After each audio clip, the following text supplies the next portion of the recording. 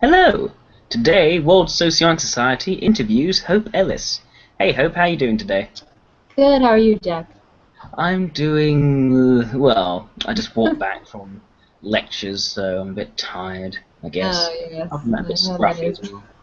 I'm also growing a villain beard for a show I'm in, so yeah, Very I'm more nice. beardy than usual. Thank you. That's Are you ready for cool. the first question? Yes, I am. Excellent. Question one. How did you get into typology? Well, I've always been interested in people, and I guess I remember taking the Myers-Briggs test, like, I don't know, back in high school, I guess, and I didn't really pay much attention to it. And then like about a year, 2 years ago in college, my friends were all sort of just doing it for fun and taking it, and I took it, and I got INFJ.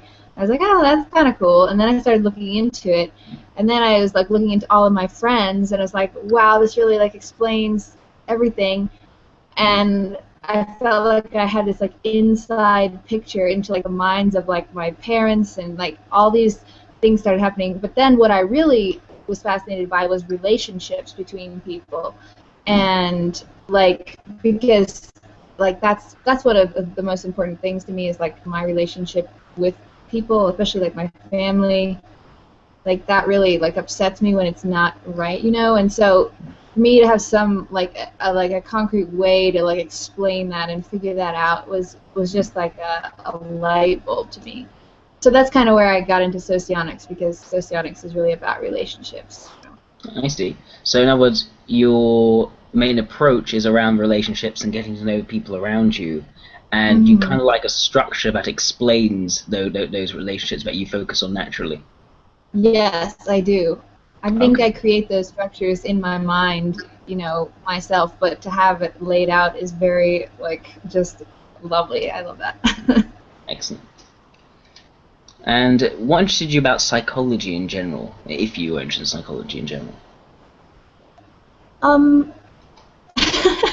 well, like on the lighter side, it's really like the ability to manipulate people. Like if you know how someone thinks, you can convince someone to do something a lot easier. If you know how Hmm. someone ticks, you could really like you can you can get more things out of them. And I mean, but in a good way. Like life is just smoother, because you can like sort of become everyone in a sense, and like how like you almost have a handbook to humanity, kind of. I see. So you like the idea of the more you understand about people, the more you can adjust and adapt yourselves Hmm. to essentially to get the best out of every single person you see. Exactly. I see. Okay. Do you work or go to college? Um. Well, I have 3 years of college under my belt. Right now I took like a year and a half off. I'm just kind of just working and doing internships. I'm in the arts. I'm studying ceramics right now. So yeah. Okay. And oh, so you're doing ceramics specifically in arts. Do you enjoy doing ceramics? I do. It's really I've just recently discovered, like in the past year, that that's kind of the direction I want to go. Before I was doing theater actually, which is cool. So you said you're in a show right now. Yeah. Yeah. Um, but no, ceramics. I feel like, I mean, I don't know if you want me to talk about this, but like Yeah. That's psychologically, good. do you want me to? Okay. Definitely. Um, I don't know. For me, like doing physical things really like opens psychological doors for me, like in my own mind. It's like I have to experience things physically to be able to discover ideas, kind of. And so, like, forming things out of clay, kind of, for me, like, I'm able to really enter into, like, an expression of the invisible reality more. At least that's the way I experience it. So it was like the part of the more imaginative side of your mind seems to activate when you are physically engaging with something, when you are, say, molding some clay. So, like Exactly. you like ceramics specifically, as opposed to other art forms, you have to get to physically touch something, get to mold that thing, and that Hmm. seems to get the juices running. Yes, exactly. Okay. I know, and it might be similar to, I know, at least, I don't know if how similar it is, but I often find I concentrate better when I got like a piece of blue tack. I'm just like playing with it. Do you think that might be Hmm. a similarity, or is it some sort of like something concrete to like focus on that I don't know that may center your art piece? Um, I don't know. Could you rephrase the question So you really feel as if, quickly? as you say, is that almost as if you need something concrete as like a starting point to focus on, to like center your art piece, and then you can feel creative? Or would Um, you? How could you say in your own words? yeah. Yeah, I think a lot of times, well, actually, a lot of times, like an idea for my artwork comes out of my head. Like I'll be, well, it's weird. It's like a cycle from like the physical to the subconscious. I feel like because like like I run a lot. I'm a runner, and so I'll be Mm. running, and then I'll get this picture in my head, like just an image, like a sensory image or like something sensory, like an image, and then I'll be like that corresponds to some feeling, and then I'll be like, that's what I need to make into the clay. That's what I need to form the clay into. I see. And then that like hopefully will inspire someone else to feel the same thing. But is Hmm. that what you meant? I think that yeah, I think that is comparable to what I mean. Yes, that Yeah. almost through some sort of physical exercise, through some sort of engaging in the physical world, you Mm. find that there's some idea suddenly comes to mind, and you say it appears to you as a very very sensory image, very Yes. like definitely a certain physical form. Right. So, what sort of sculptures do you tend to create? Is there a certain theme or motif behind them? Um.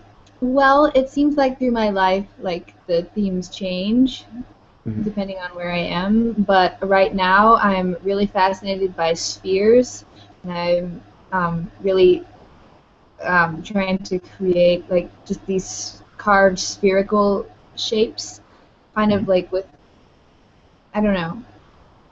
And I guess it's partly like I just am fascinated by the shape and the texture, like just the the physicalness of it, but also it's very challenge. It's a challenge to create it exactly spherical. So it's kind of like the double side of it. I don't know. Like in the creating of it, I don't know. I feel like I learned something myself.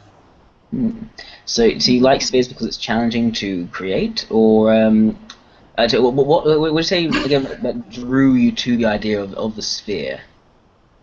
I I don't really I don't know. I couldn't express it in words completely, I guess. I think spheres are sort of eternal, and they're never ending and there's sort of a kind of a paradox because they are they're like in one place in space and yet they are they're eternal and it's almost like Hmm. they're constantly moving, like there's always motion, but and yet it's perfectly still. And I It's guess that similar. I see. So it's similar to like the circle, but represented in three dimensions. But there's no real yeah, start or finish to a sphere. right. Okay.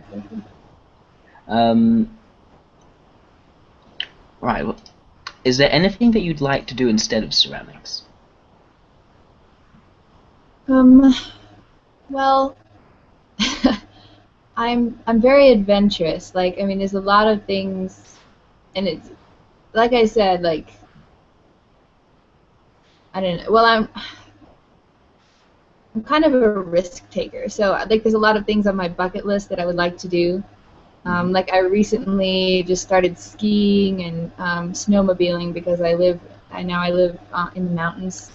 So that's cool. And so, I mean, like nothing professional besides ceramics, Hmm. but I would definitely like to do more um, of those physical things that like push limits, kind of.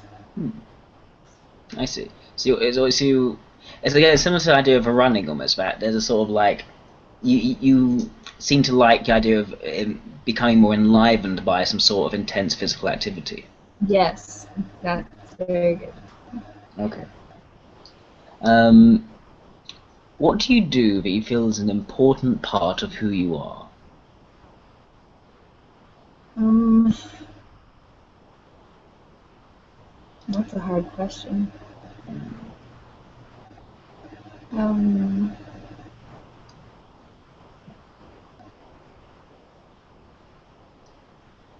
could you give me like an example? I guess. Okay, so okay.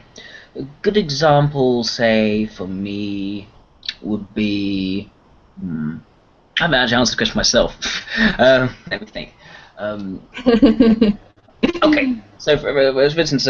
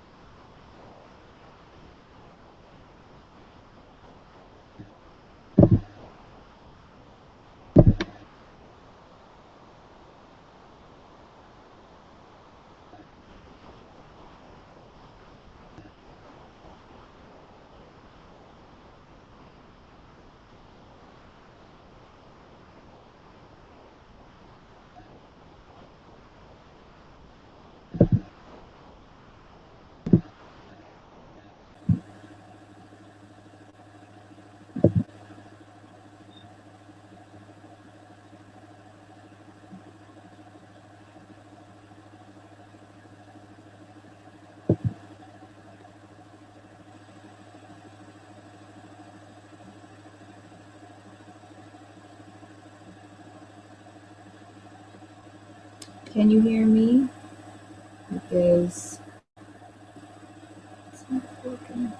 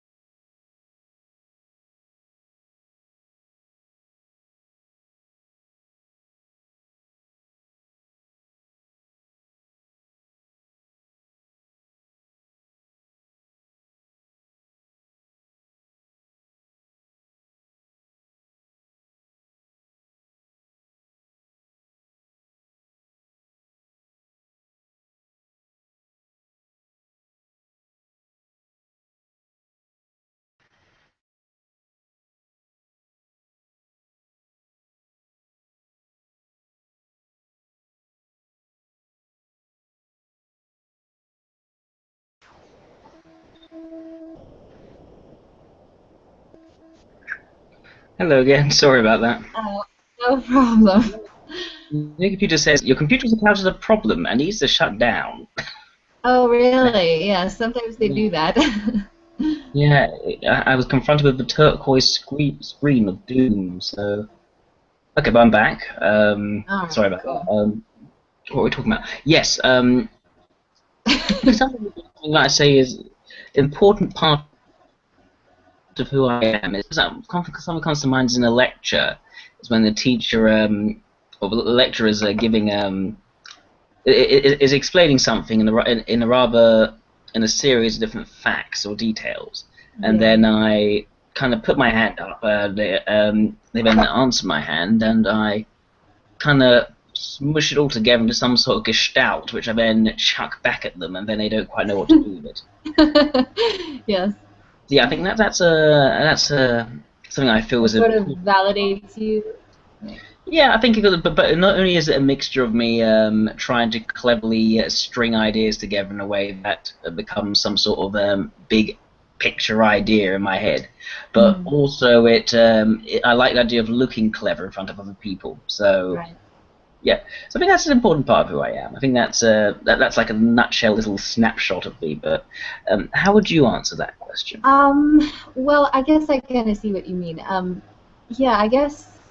Well, I guess it's the reason. First of all, that it's hard for me to answer that question is because I don't often like think about like who I am so much. Like that's hard for me. It's a very elusive thing.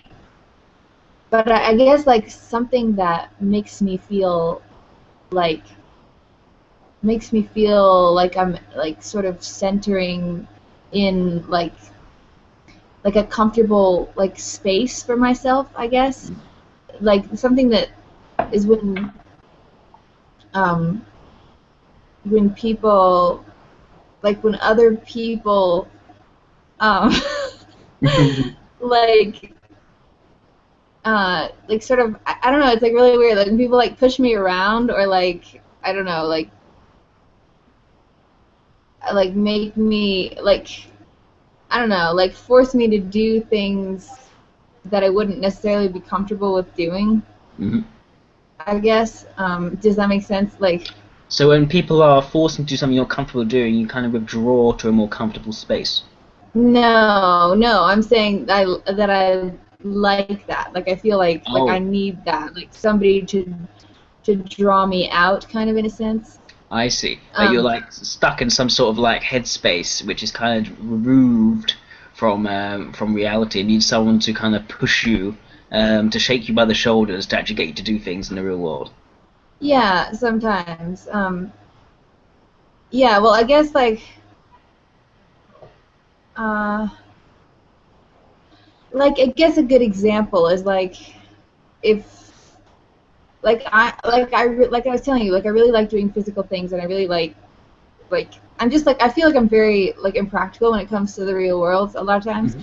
Even but I have this like desire to like be engaged in these practical physical things, and Yes. it's like sort of a strange paradox. But like I think something that really validates me is when people kind of like come in and save me somehow from like if my car breaks down and like someone like I don't know, pulls me out of Yes. a ditch. Like that is like I always like somehow I feel like I'm somehow more complete as a person. Like if I have these things happen to me. I don't know. Yes.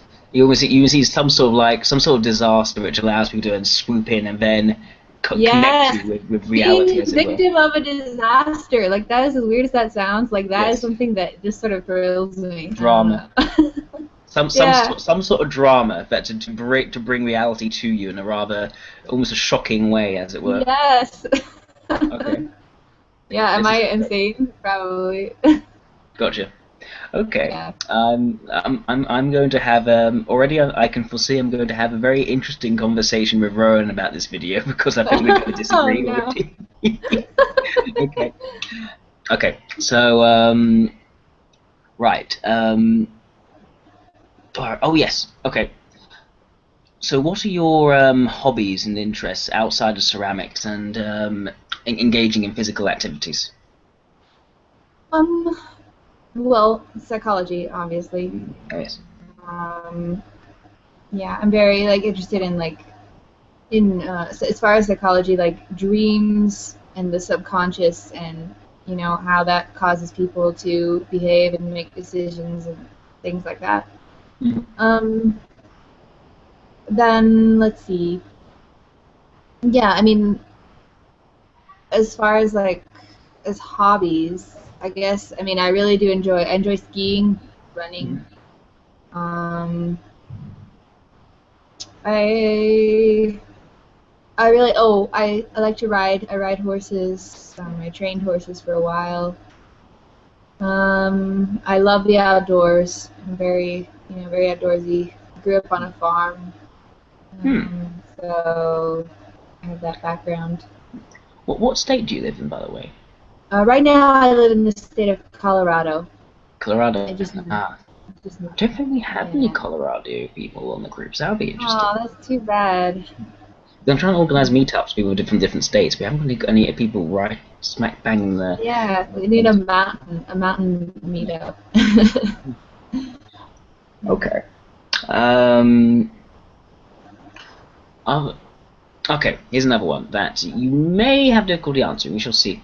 Are there any pronounced qualities to you as a person that make you stand out? um, well, I always seem to be the one. I always seem to like make this big dramatic splash like wherever I go, and I don't mean to.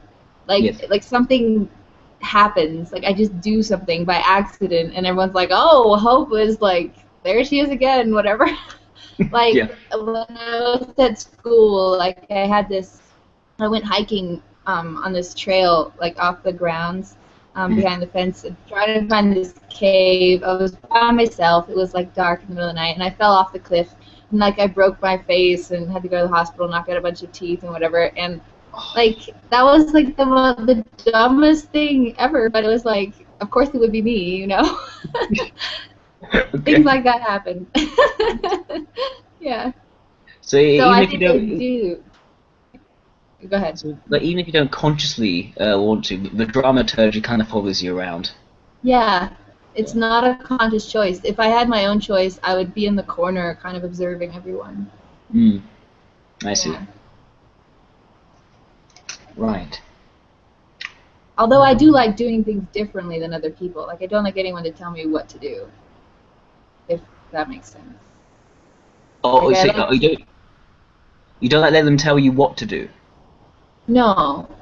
And I like having my own stamp on myself, but I don't like go out of like I wouldn't go out of my way to like I don't know to make people like notice me necessarily. I guess that's the difference. I want to be my own individual person, but I don't go out of my way to make people look at me. It just sort of happens, I guess.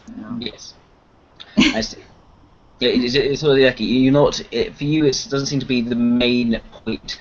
The main point does not seem for you to be to actually affect others in any particular way. I mean, instead, you almost as when you do kind of affect others, it seems to be more of a subtle expressing something and sharing a certain emotion of others through your artwork rather than Mm. through Yeah. constantly and deliberately trying to create some sort of effect in others. But it just seems Right. to happen nevertheless, and you seem to Yeah. end up in some sort of yeah, it's some sort of dramatic situation that someone Yeah. then has to swoop in to help you with. Yeah. Pretty much. Hmm. Okay. Hmm. How do you approach responsibility?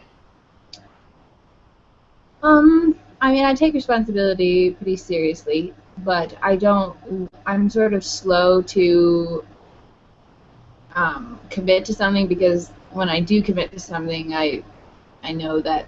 I mean, I'm pretty serious about that. So, I mean, like as far as like my biggest responsibilities in my life so far have just been, um, mostly like employment stuff, Mm. and I mean that's all. I always take that very seriously, like showing up on time or whatever.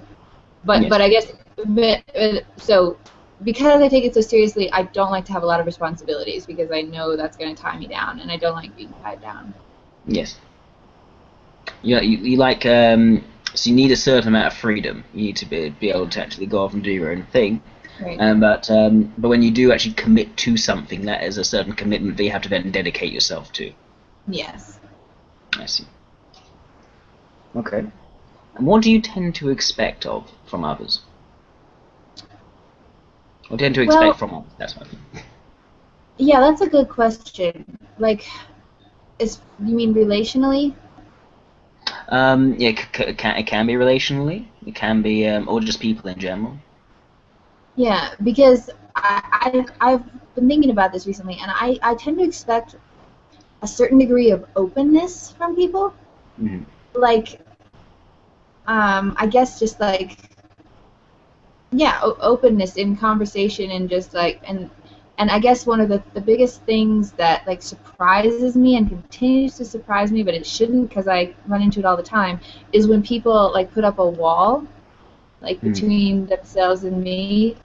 And it can be in any degree of a relationship, like you just are meeting someone for the first time, or you've known them for for a long time, and still there's like this wall. And that's always the thing that sort of, for some reason, it offends me, and I don't really know why, because Mhm. I mean things don't usually offend me, but like that's one thing that it's almost like I have this subconscious expectation that everyone is going to be open with me, Yes. and I'll be open to them because I am a very open person. Like I don't really hold much back, like Yes. intentionally from people. Mhm. So I guess that would be one thing. Yeah. So it's like you almost find it offensive when someone almost maintains a certain distance from you psychologically, Yeah.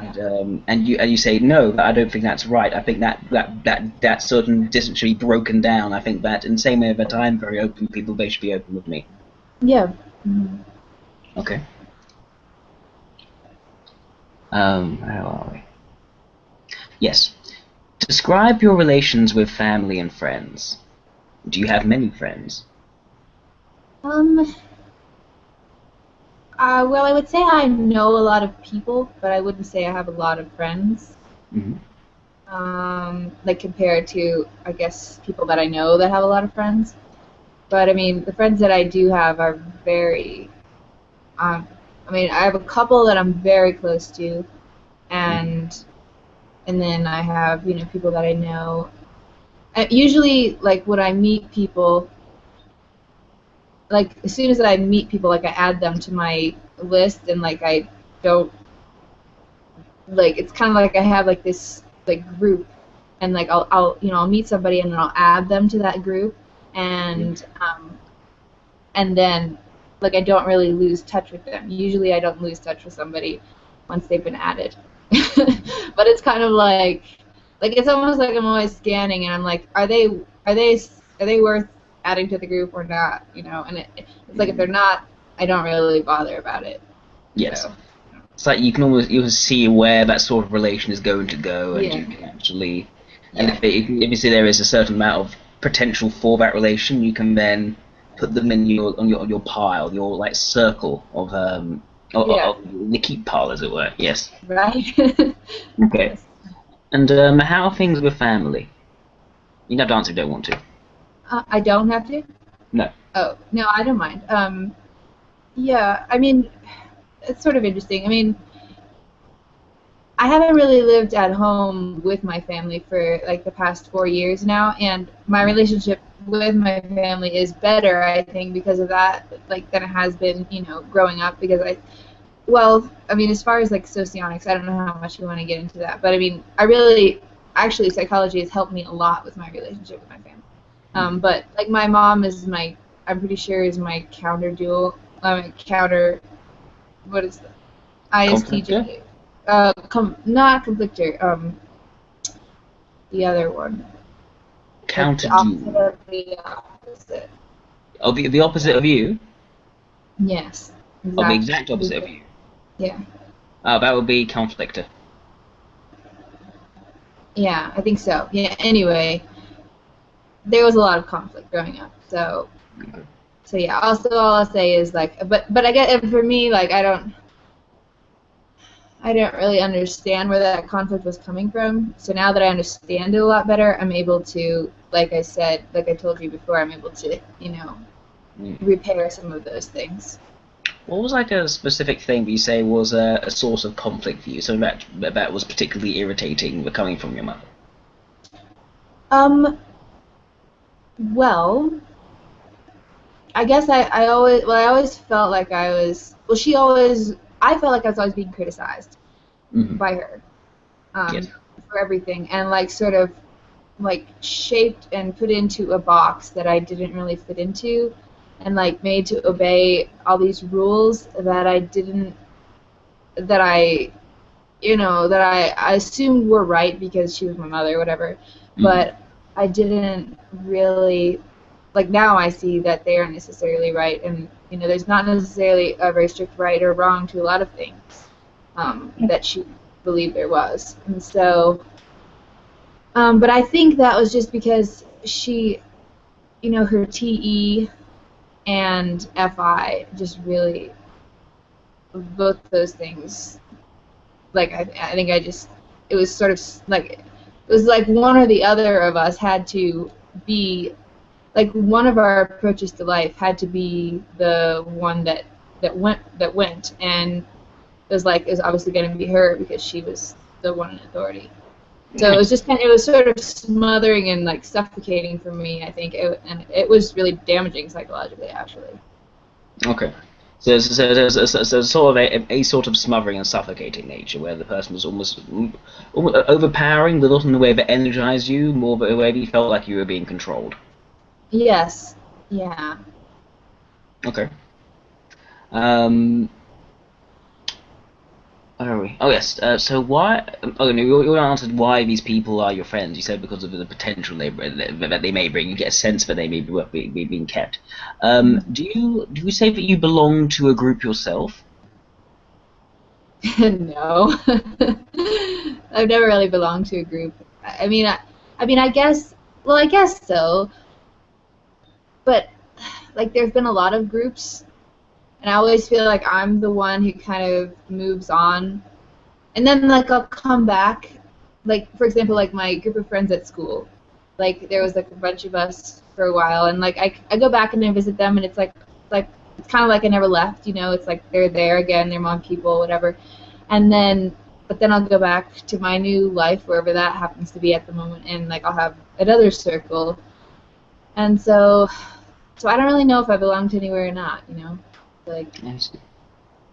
And when you are with your friends, would you say that you fit somewhere in a pecking order? um, like, if there was a pecking order, I mean, I tend to be like in the middle. Mhm. Is that what you Okay. mean? Yeah, like I Okay. would say, yeah, I'm in the middle.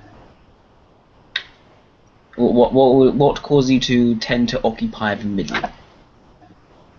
Um, just because I kind of, well, I don't like to be like the initiator, like the one in charge of everything Mhm. necessarily. I like to have a certain amount of, but then I also don't like to be told what to do by all the time. Like, I like to kind of do my own thing. So it's kind of like I like people to tell me what to do, but then if I really don't want to do it, I don't do it. If that makes sense. I see. So would you say it's like you almost okay? Would you go explain it is that you kind of want to be you want someone to almost exercise some sort of authority or some sort of power around you, Yeah. but to almost push up against you, as it were. But you don't want to Yeah. be told exactly how you're meant to be doing it, and be told if you're not doing it in exactly the way that they told you should be doing it. Yeah, kind of. I think that's a pretty good description. Yeah. Okay. Hmm. So in other words, more of a pushing, less of a methodology. What do you mean? More of the more of a willpower, less of the how to do it. Yes. Yes. Yes. Exactly. Hmm. Okay. Um. Okay. Also, skip this if it's too personal. How are you with romantic relationships? How are they? Yeah. So how are Like, you? well, that was actually one of the big reasons why I got into socionics Hmm. about a year ago. I was dating an ISFJ in socionics. IS, ESI. Okay, we can never quite. I think we can never really quite translate between the two. Imagine we had a bit of an argument today Yeah, about okay. science. Oh, they're exactly the same time. Blah blah blah blah blah. But Yeah, I saw it that. really doesn't work that way. It really doesn't. I know. So, an ESI Okay. in socionics, yeah. So, and it was not good. I dated him for almost a year, and it was like, I don't know, like it was cool at first because I Yes. really admired like how physical he, like, the physical things he was able to do, and like, that part, like the SE part of it, was great. But then just toward the end of the relationship, I just felt like I was never enough. Like I felt like I was like there was something that he wanted from me that I just couldn't give him, and it was like he was like everything that I felt like he was way better than me. Like that's like the psychological thing that was going on. Are you And great at describing the relationship of benefit? yes, I see. yeah, Mm. that makes sense. Okay, Yes. yeah. Well, and I didn't even know at the time. I had no idea that was what was going on. Anyway, so uh, but yeah, it was bad. And so like I felt completely in debt to him all the time, and I felt like was never good enough. And he would even tell me like that, like, you're like a little child. Like he would call me a child and sort of treat me like a child. And I was like, I'm well, I'm kind of independent, so I didn't really like being called a child. I don't know. Yes. Anyway, so yeah, so finally I was like, okay, I just can't do this anymore. So I kind of broke it off. Mm. But which was strange. Like I didn't know why he wouldn't have broke it off, but I guess maybe that's They kind often of don't. yeah. They often don't. It's Yeah. So usually, at least from my experience and what I've heard described, it's usually the beneficiary who breaks off the relationship of benefit. yeah, They're the one who actually most drawn to the person to begin with, but they're then the one who actually breaks it off. The person who actually is the benefactor kind of just carries on feeling the need to help out this person. yeah, So they don't yeah. really feel the need to break it off. They keep on feeling they have to help more and more and more and more. And Um, yeah. yeah. So anyway, so after that, I was like, okay, so what am I gonna do now? Mhm. But then I kind of started to look into, like, I discovered the writings on duality and stuff. I was like, dude, like, and then I started to think back on like all of the SLEs that I've known, and I wasn't really sure, and I've talked to my friend who's an IEI about this a lot. And she's like, I don't like SLEs, like they're so dumb, like I don't like them at all. But I've just become more and more fascinated with that personality type, and Mhm. it's weird because like sometimes I'll find myself, like, sometimes I wonder if I am an SLE, and like, Mhm. and I probably don't come. I don't know if I don't know how I come across, but like I do a lot of things that are very SLE like, and so anyway, so like over the past, like, I don't know, 6 months, I've met more and more because I've been really good at I've kind of have this like vibe detector that's like been heightened, and I like just can like tell when I meet one, right Yes. away. And I don't know, like I haven't actually started dating one yet. I mean, I'm definitely there's one that I know that I'm really good friends with that I am sort of possibly pursuing a relationship with, but you know, we'll see what happens Nice. with that. Okay. So, so you seem to already kind of have be reasonably confident in what type you think you are. So, why are we doing this interview? I don't understand. Well, I know I don't. I'm not. I'm not. I'm going into it completely Okay. open-minded. I could be anything. Okay. Okay. We'll No, I proceed. no. I just, yeah. Right. Where It's were all we? up to you. You have the final word.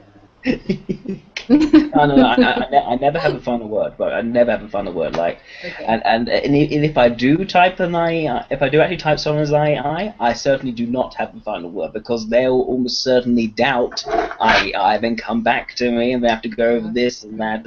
I very rarely actually have a final word. It's just I just happen to give an analysis at the end. That's it for someone to take whether they think that's right or not. Um, Yeah. okay. Where were we? Yes. Okay. Relationships. So Yeah. what sort of role do you tend to play with those you care about? But those that I care about, well, I mean, it kind of just depends on who the person is, I guess, and what Hmm. their relationship to me is. Hmm. More specifically, Hmm. like, I mean, could you give me a more specific example of like someone that I would care So about? okay, so someone who you're really close to. Maybe it's a close family member. Maybe it's a boyfriend that you may have had, or maybe it's just a very very close friend. But what sort of role do you find yourself playing with that person? What are the sort of things that you find yourself doing for that person, or do you tend to find that person doing things for you? How does that sort of dynamic tend to play out for you? Yeah, I always tend to be the one listening to them.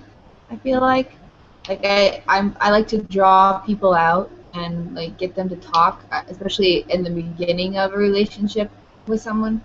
Yes. I usually end up talking about things that they're interested in, like things that they're doing, um, and I find myself giving giving advice to people that I'm closer to, people that are closer in age. Like I'll give advice, but not so much even advice. I don't like to give advice. I usually just like to encourage people to do what they're already doing and like keep doing it, if that makes sense.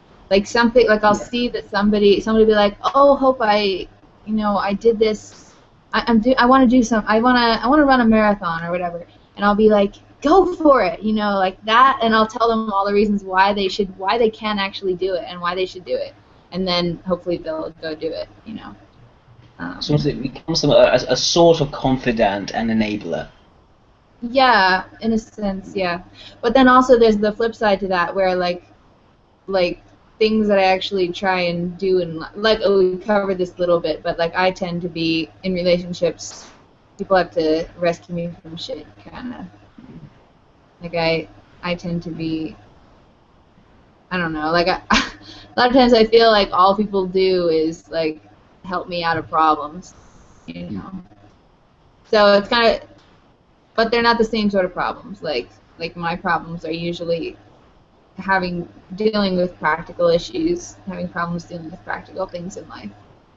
So. Okay, so that tends to be a problem before you, that dealing with practical issues in life, and you seem to dislike it when people tell you how to do these practical issues in life. Yeah, I don't like them to tell me how, and that's why I have problems a lot of times. Okay. I'm getting better at it though. I really am. I changed the headlight in my car yesterday, and I was very proud of myself. That is very Yeah. good. So I suppose almost like either you need to confront these things on your own, or if someone is going to take issue with them, they should might as well deal with it themselves rather than place the pressure on you to deal with them. Yeah. Or Hmm. yeah, like or do it for me. Yeah. Okay, yeah, Yeah. right. Hmm. What have you always been able to do without much effort? Um. Well, like artwork and like anything artistic, I guess, and just like creating things. I Hmm. usually like I've always done that from a very young age, and I mean people. That's something that people generally have like commented on. I guess. I mean I remember people like talking about that when I was younger. Hmm. Okay. And okay, you might just sort of have already answered this before, but what do you find a persistent struggle? Uh, well, like money things, like I feel very vulnerable when it comes to finances and like making sure that I'll have enough money, like anything like math, financial related, and machines, like my car, like if my car breaks down, I just feel so vulnerable. Like I have absolutely no idea how to even start, like putting it back together, or like fixing it or diagnosing a problem. You know, things Yeah. like that. I guess. Yeah. Okay. How do you like to learn? How do I like to learn? By experience, by doing things. I see. And how do you like to explain things to other people? Um, like what sort of things? Okay, for instance, say you had to, I don't know, you're asked to give some sort of presentation in class, and you may have been asked to do something like this for college. So Yeah. how would you set about, if you had the time and you're something you're interested in, so you put the necessary effort into it, how would you go about putting together this presentation? How would you deliver it before? Well, I always liked using a lot of audio visuals, so like a lot of pictures, and like video slides and stuff like that. Mm-hmm. Because I always felt like that really engages people. At least it would engage me. I see. And then and very clear. I always like having a very clear structure.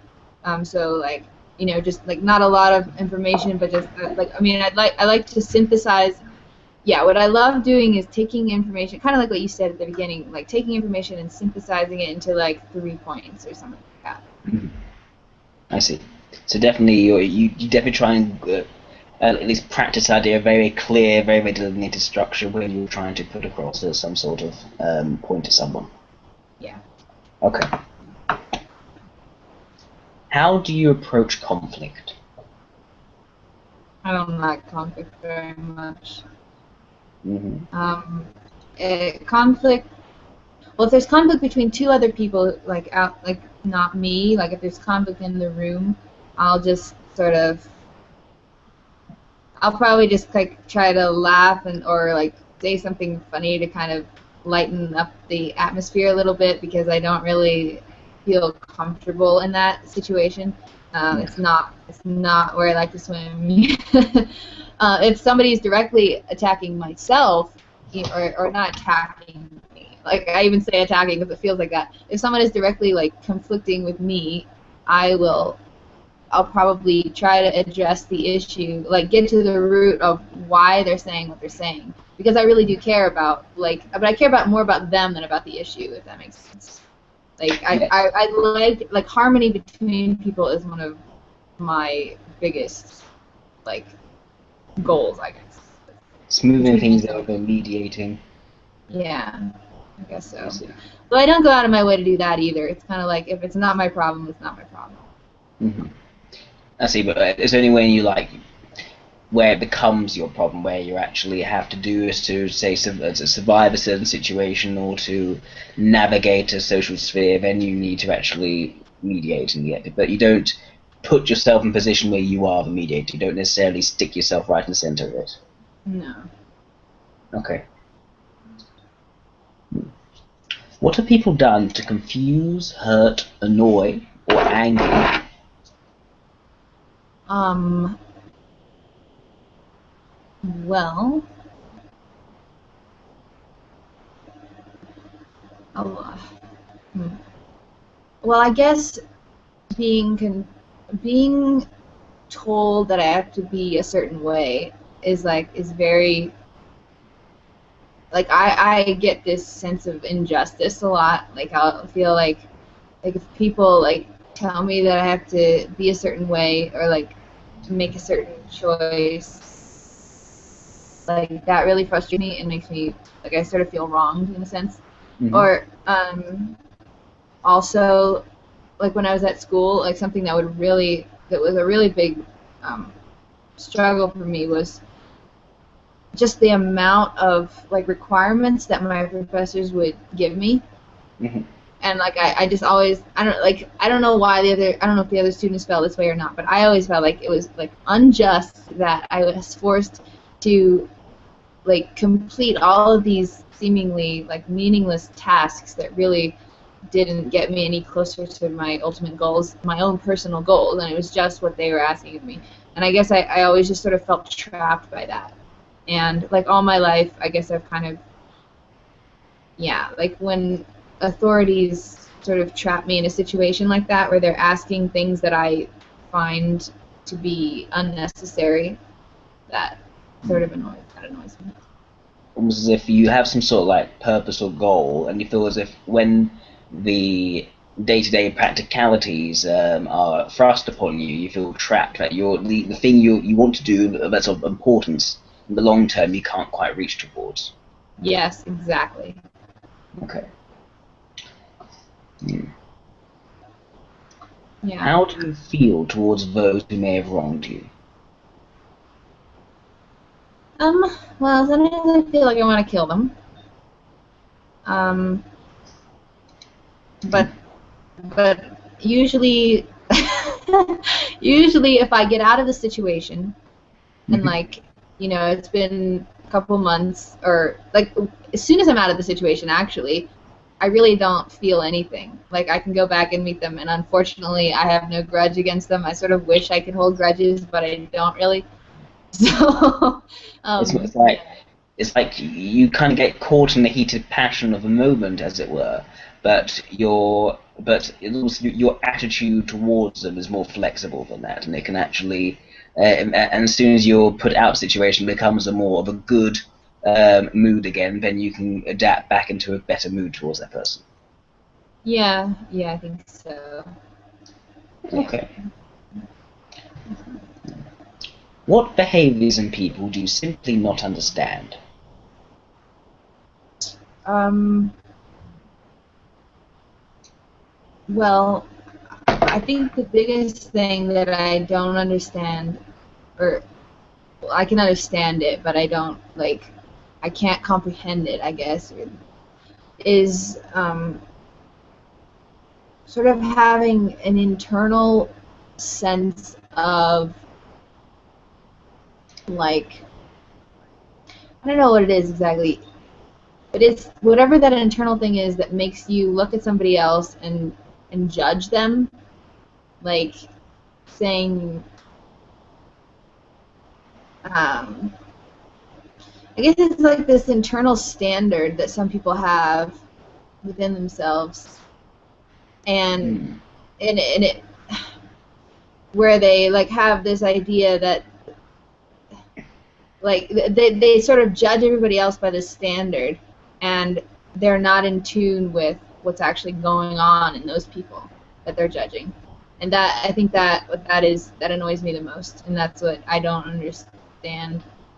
Hmm. Like I don't understand why anyone would do that. I guess it's because I've had a lot of people in my life close to me that have been like that, and I've Hmm. been affected by it. So I guess that's what, yeah, the biggest thing. Yes, it's the idea of judgments made in someone's character based on your personal feelings towards them, as opposed to an Rather actual than, attempt to understand where that person's coming from. yes, exactly. Okay. Okay, last question cluster. Okay. Describe a utopia with ideals and laws you see as most preferable. Um, Deals and laws. You mean like actual government structure, kind Could be of? a government structure, certainly, yes.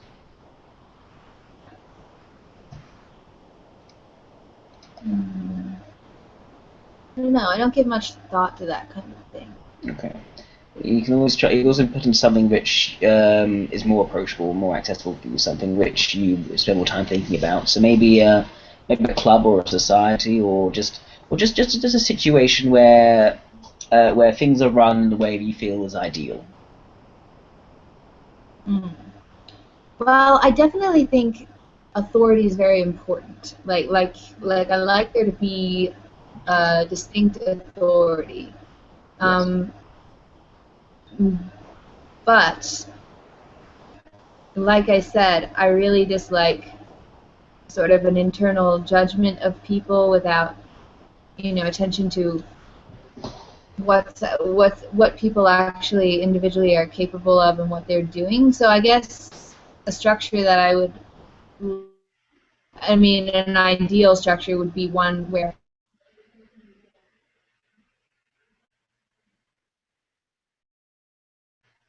Oh, dear, you paused. That's not good. Hmm. The connection's working. Hello? Right, I'm going to check to make sure it's not my connection that's gone wrong. No, that's working fine.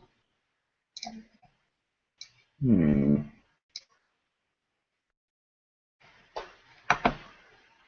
Hello?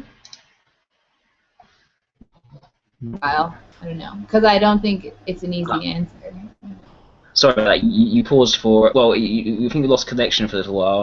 Oh, I skipped it. I missed what you said. oh, the whole thing. I think I went as far as, okay, you're talking about yes, authority was important, Hmm. But it's but you didn't also like the personal judgments people made. right. So I guess like an ideal society would be one where every single person was able to fully um, be fulfilled in their potential or what they're capable of and their distinct gifts. Um, and so a society that enabled every single person to do that, and it would be structured in a way. Um, I think the most efficient way would be to have, an authority system like a hierarchy of authority. But I don't Mhm. really know like how like specific laws would be enforced or anything like that because I feel like I don't know, I've just had bad experiences with law enforcement and like people being misunderstanding about that, and like just yeah. Would you say that you are more interested in at least someone's willpower being used, in a sense of authority, as in that person commands authority, as opposed to the actual structure or rule being used on you?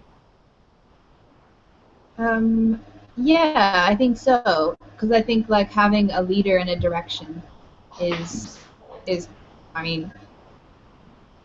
I mean, you would never get anything done without that. I Hmm. guess. Like, I mean, you can have things to do, but you're not going to get them done without a leader or someone who actually does things. I see. Okay. What about the world we live in particularly irritates you? Um, well, you mean are we still kind of like on the political sort of Can be subject? unpolitical, certainly. Okay. Yeah, I mean, I guess just like stupid laws, like Hmm. speeding laws, um, like road traffic laws, um, sort of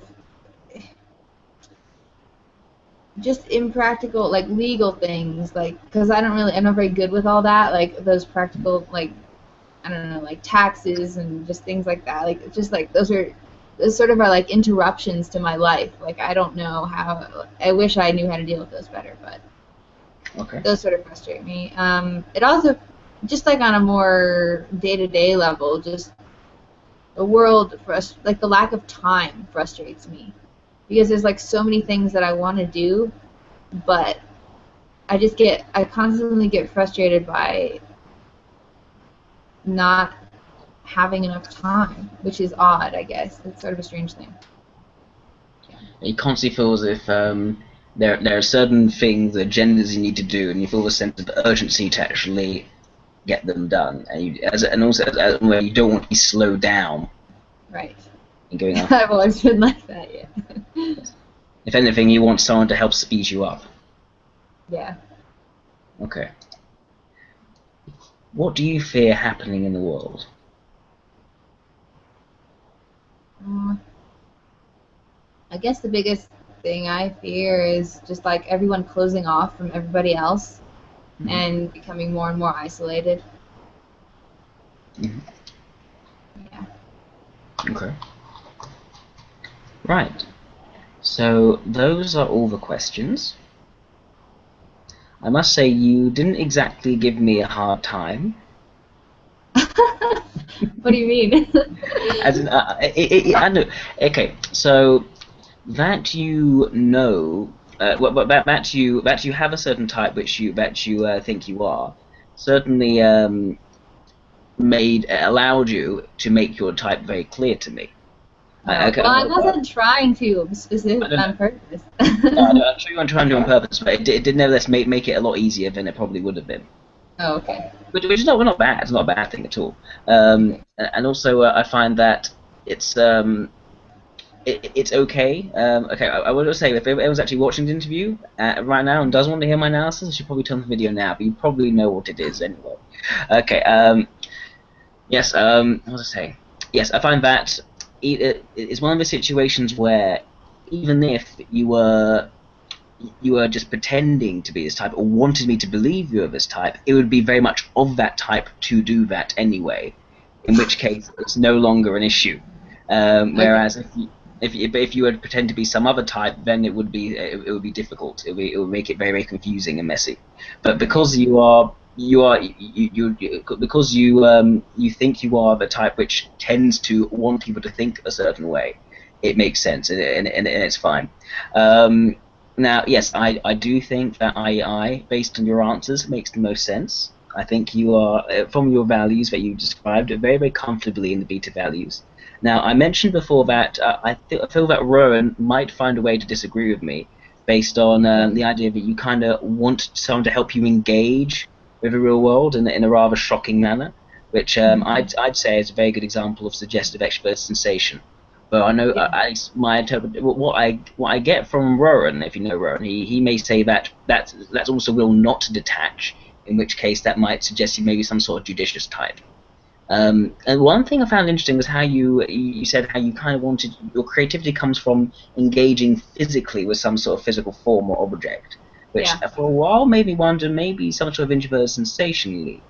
Although the way you then described when I decided to ask you about the sphere, you told me how it's some sort of that's continuous, that's endless, it's always going, and you answered my question in a very very mystical way and philosophical way, rather Yeah. than a particularly aesthetic way. If you told me I just like the smoothness of the curves and everything else, that would have been more introverted sensation. Instead, I think it might have just been more of what's the word? A red herring going towards introvert sensation. I think introvert intuition makes more sense, especially how you answered the rest of the interview in terms of, yeah, this sort of frustration with where things are going, that you don't have enough time, that you want to, that there are certain things you need to get done in the long term, and you get frustrated when things in the here and now, specifically practicalities, slow you down. That which suggests to me the idea of you don't want to be stuck in the moment in the practicalities. You want to be doing something that provides purpose and moves you forward. And Yeah. instead, your connection with reality is specifically in the way where it's helping you to speed up, helping you to get to be to brought down to something that is working, to be put into gear for running towards something else. Which is why Right. when you almost enjoy the idea of becoming almost so helpless, but someone actually steps in and takes charge and becomes an authority which can then drive you towards your destiny or goal, which to me is a very good example of leading introvert intuition and suggestive extrovert sensation. At the same time, your negative values, so the things that you deliberately subdue as strong opinions, what's known as evaluatory functions of a subdued nature. So the vulnerable function, which is the weak point, and the demonstrative function is like the strong thing that you're against. So the thing you deliberately try to rebel against Yeah. are so extroverted logic for that vulnerable side, which is why you feel so vulnerable. Things break down. You can't apply, and you just don't know how to fix things and make things work, or file tax returns, and you Yeah. feel vulnerable when people try to tell you how to do things, rather than just tell you that they want you to do something because they are in charge. You like that Right. sort of someone wanting and desiring you to do something, that sort of application of willpower, but you can't Yeah. stand someone telling you how to do things. That sort of micromanaging could drive you crazy. Now, the Yeah. thing that you feel almost insulted by and you try to subvert and rebel against is essentially introverted ethics, idea of people forming certain psychological distances from you and almost judging other people's character. You find that is something that's quite offensive. You want to go against it. You want to destabilize that sort of system, which creates a more safe environment for some sort of SLE figure. Mhm. So yes, I feel from that yes, the introverted ethics makes a good demonstrative function. That extroverted logic makes a good vulnerable function. Also, you describe your appreciation for structural logic, but rather than just liking rules for the sake of rules, it seems to be something where you like to advance yourself in applying structure. You know, it all becomes like a point of growth and self-esteem. How you like to actually structure your any sort of presentation, where it seems to almost be a point of pride to you, which suggests to me that's more likely to be a mobilizing function. So something which is not necessarily done for its own sake, but rather it's a point of pride to you that you want to grow in, and you may be Right. less compromising if someone were to try and put those rules on you. Instead, what you like is the authority rather than the rules, Yes. which suggests to me beta in the irrational dyad, so IEI rather than EIE. And in general, also that sense of the way that is more towards a more mystical aspect rather than the sticking yourself in the middle and controlling the move for its own sake. You don't like to put yourself front and center. You prefer to be kind of in the middle of the pecking order, so more on the outskirts and observing, ideally. Suggests to me the more introverted, irrational, and more adaptive, compliant temperament, as opposed to the one that kind of decides how things ought to be all the time. So more Mm-hmm. IAI again rather than EIE. So, Yeah. summarizing all of that, yep. If you think you're IEI, I think you're IEI, and I think that's a pretty comfortable diagnosis. Yeah. Okay. Well, so you don't think so? I'm not SLE then. No, I don't think SLE. I Okay. don't, although I was briefly considering it because of the physical activities you enjoy. However, I still think that the way you describe yourself actually being rather clumsy and actually falling into hopeless situations, needing someone else to step in to help you out, suggests to Mm. me, this is something which you usually like to enjoy and experience from others. It's more of it's an activity that you enjoy, but not something that you necessarily create for yourself. It's something which it's something which you desire and want to grow from, and you found that you enjoy it, and so you go after it. So you like extrovert sensation, but not necessarily are the provider of extrovert sensation yourself. Yeah, I think that's probably true. Unfortunately. Yeah. Also, I also mentioned the extrovert ethics that need to mediate and to break down barriers of other people, and to basically just create this environment where people feel.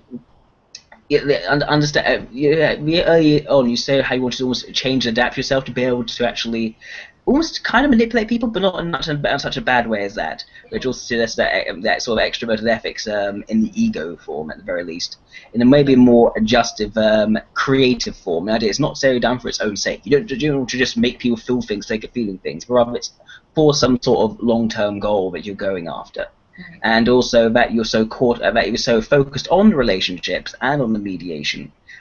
Suggests to me that you're also the idea of that sort of extroverted ethics and introverted ethics being rather strong in you. And the way you describe the idea of you kind of go through and you find people who can almost go on the keep pile, Yeah. suggests both introverted intuition and introverted ethics as being very, very strong, or four dimensions, so the strongest two. So in other words, you are able to assess character in a certain way, but you don't focus in the way that's valued. You're not about, so you're not, it's not so much about judging character, but seeing which people have certain qualities that have the sort of potential to go in the long term. So that introvert intuition is also applied there. So EIIs and IIs both do that, but they approach it in different ways because of different values. Right. Okay. Yeah. Yeah. Well, thank you. Okay. So I think. Welcome. Do you have any other questions? Um, mm, no, I don't think so. I mean, not as far as like this interview. I mean, it's very helpful to me because I mean, I actually was kind of doubting a little bit. I mean, I thought I was IEI for a while, and then I was like, well, maybe I'm not. I'm pretty sure I was beta, um, but I was just, yeah, I kind of needed like a confirmation, sort of. And I think it's really good for Mm. me to hear you like say everything, kind of rehash it to me. That really helps. No. So for better or worse, it's not like I really like want to be an IEI necessarily. It's just kind of it is Mm. what it is. It's like I'm stuck with it. And it makes sense. That you also looking for confirmation of that sort of that you want the sort of that structure laid down to you and told you yes you are this, Uh-huh. also is fitting with IEI, which is why it's often the IEIs who then come back to me and say, "Is it possible that I'm this?" And they Yeah. always have to ask me.